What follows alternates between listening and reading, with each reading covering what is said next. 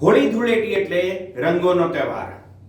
આ રંગ પર્વમાં અનેકવિધ લોકો અલગ અલગ રીતે રંગ પર્વની ઉજવણી કરતા હોય છે. ફાર્મ હાઉસ અને પાર્ટી પ્લોટ્સમાં આ ઉજવણી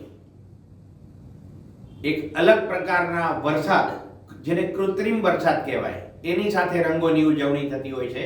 મોટા ભાગે હવે લોકો હર્બલ કલર્સ તરફ વધ્યા છે, જેથી ચામડીને કે શરીરને નુકસાન ન થાય.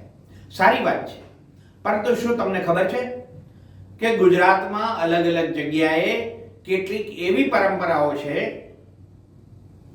જે સદીઓથી ચાલતી આવી છે અને એ પરંપરા અલગ અલગ જગ્યાએ અલગ રીતે આજે પણ મનાવી અને ઉજવવામાં આવે છે. દાખલા તરીકે જૂનાગઢ. તો જૂનાગઢમાં એક આગવી પરંપરા છે અને એમાં પણ એક સામાજિક સંદેશ છુપાયો છે અને વ્યસન મુક્તિની વાત બહુ સહજ રીતે કરવામાં આવી છે. વાત એમ છે કે વાલમભાઈ નામની એક વ્યક્તિ હતી, એમનું મૃત્યુ થાય છે, એમની અંતિમ યાત્રા નીકળે છે. લોકોને નવાઈ લાગે છે કે કોઈ જીવતો વ્યક્તિ નનામી ઉપર સૂઈ જાય, એમની સ્મશાન યાત્રા નીકળે અને વાલમભાઈ હાય હાય, વાલમભાઈ હાય હાય કરે અને કે વાલમ બાપા ગુજરી ગયા. તો કે કેવી રીતે? તો કે બીડી પીને.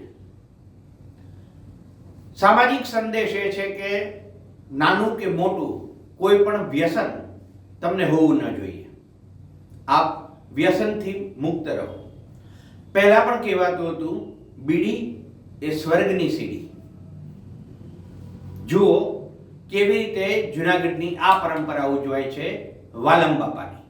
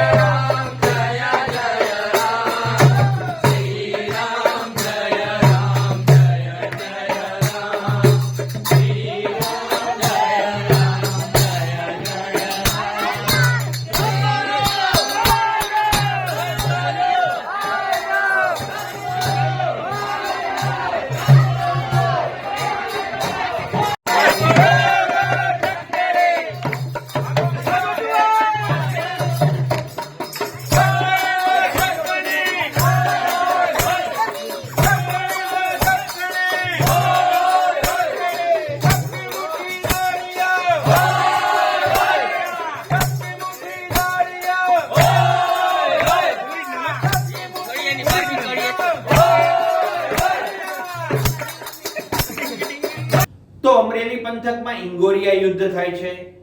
મહેસાણા, પાટણ અને વિસનગરના વિસ્તારોમાં અલગ રીતે કોઈ ખાસડા યુદ્ધ થતું હોય છે.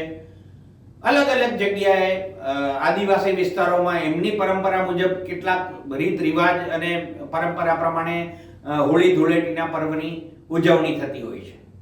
સામાન્ય રીતે ગેરૈયાઓ એક ટોળીમાં નીકળે છે, લોકો ઉપર રંગ ઉડાવી આનંદ, ઉમંગ અને ફાગણના વધામણા કરે છે. ફાગણ ફોરમ તો આવ્યો, બસ એ જ રીતે ઇન્ડિયા વોઇસની ટીમ તરફથી આપને પણ રંગ પર્વ હોળી ધૂળેટીની શુભકામનાઓ.